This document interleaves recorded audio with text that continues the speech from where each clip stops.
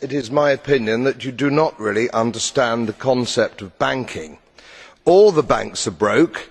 Bank Santander, Deutsche Bank, Royal Bank of Scotland, they're all broke.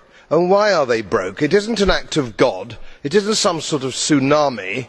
They're broke because we have a system called fractional reserve banking, which means that banks can lend money that they don't actually have. It's a criminal scandal and it's been going on for too long. To add to that problem, you have moral hazard, a very significant moral hazard from the political sphere. And most of the problem starts in politics and central banks, which are part of the same political system.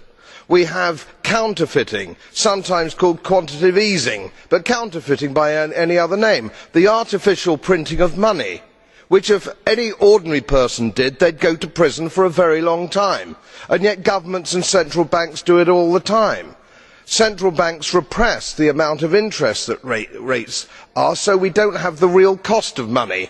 And yet we blame the real retail banks for manipulating LIBOR.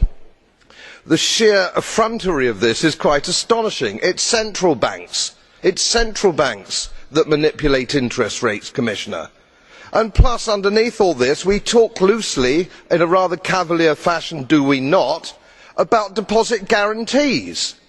So when banks go broke through their own incompetence and chicanery, the taxpayer picks up the tab. It's theft from the taxpayer. And until we start sending bankers, and I include central bankers and politicians, to prison for this outrage, it will continue.